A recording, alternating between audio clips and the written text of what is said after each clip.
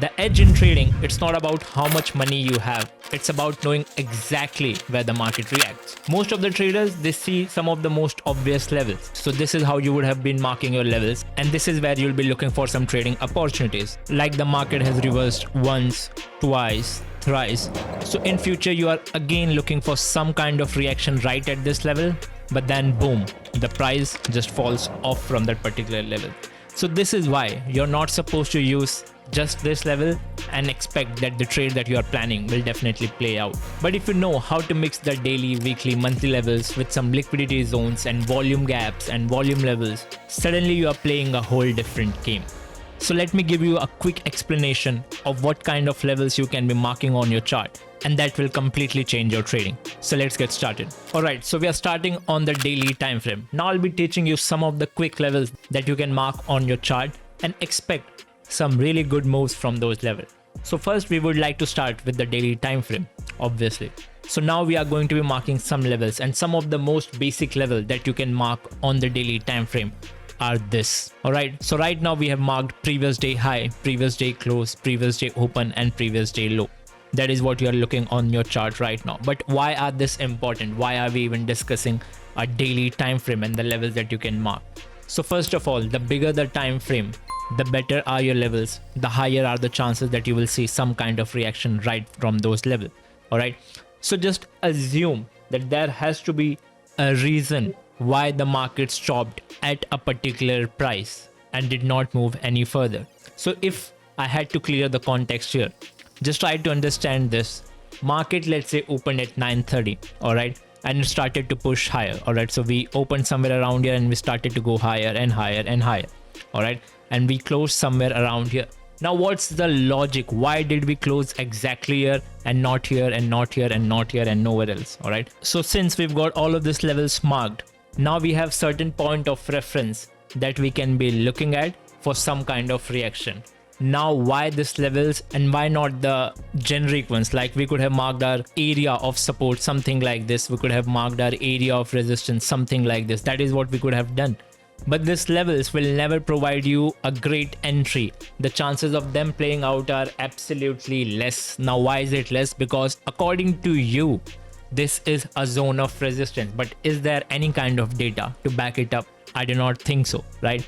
So now what we want to do is, because trading is again a game of probability, so you want to increase the probability in your favor. And how do you do that?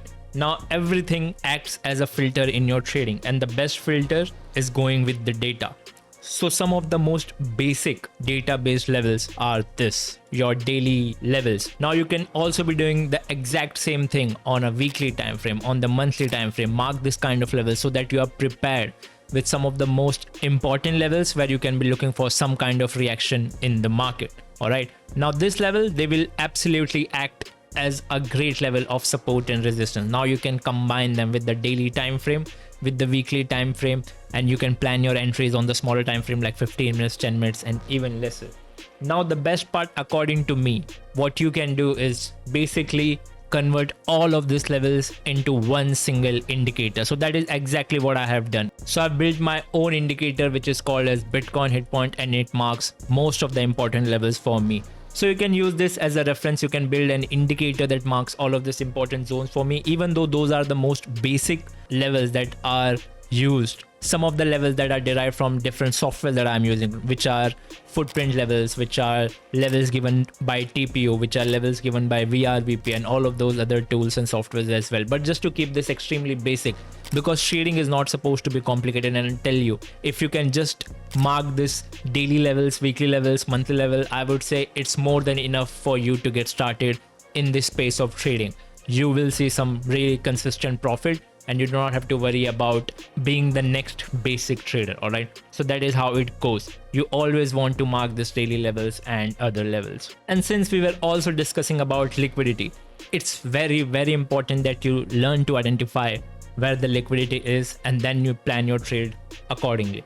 All right, so if I have to give you a quick explanation about how you can be using liquidity based levels in your trading, I would suggest that every time when a market goes in a range bound space, always mark the highs and the lows and just wait. for the market to react. You can easily spot 2 trades right on your screen just by marking the liquidity levels.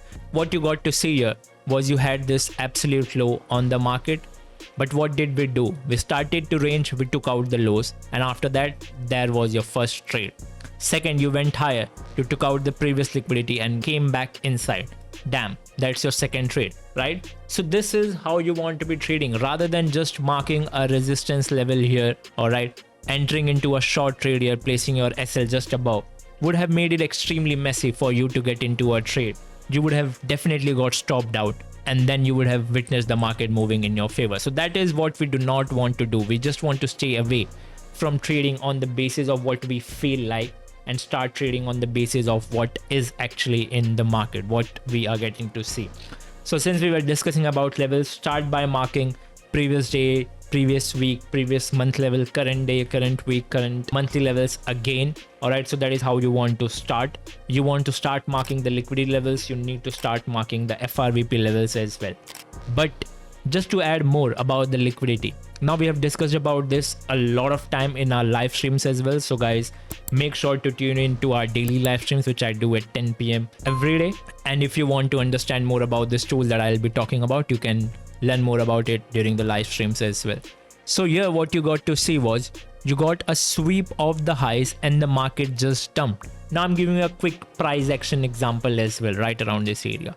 So we had this whole liquidity building around, which we just took out at once. So if you are someone who understands liquidity, who understands how to mark them and where to expect them, you'll definitely be ahead of most of the traders. Absolutely great at what you are doing. Alright, so it's very important that you start to learn about all of these important topics.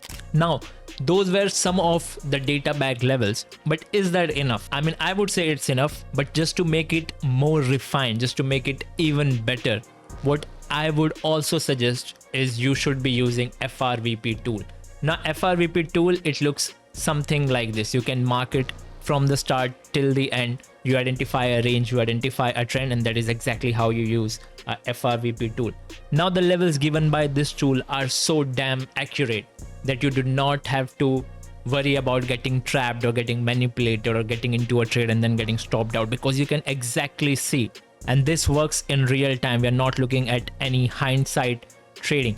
Right now when I'm recording this video, our price has literally reversed from the point of control. So these levels are super strong. They need to be implemented in your trading as well. All right. So there are certain levels that you can see on FRVP, which is the first line, which is called as value area high. Then this red line is called as point of control, and the bottom line is called as volume area low. All right. So I would say when you can start to use FRVP, you can see exactly where the highest volume is, where the lowest volume is, and you can use them in your trading. You can form a bias and get into a trade. And hey, if you want a full deep dive into FRVP, we already broke it down step by step in another video. I'll link it right into this video. You can check it out. And here's where it gets really exciting, especially if you got a small account. All right. Big traders, the institutions, the whales, they obviously can't just hit a button and get into a trade, right? Their sizes are too big to do that. So for you, this actually is an advantage. Trading with a smaller capital is fine. I mean, not everyone can trade with 100k and 200k and even more. All right, even those are not counted as an institutional money, but still, most of us are trading with, let's say, $500 or $100 or $1,000, right? So for us, it's pretty easy just to tap a button, get into a position and get out. So I would say you do not have to worry about the size of your account. All you need to worry is about your skill, about your accuracy, about your psychology.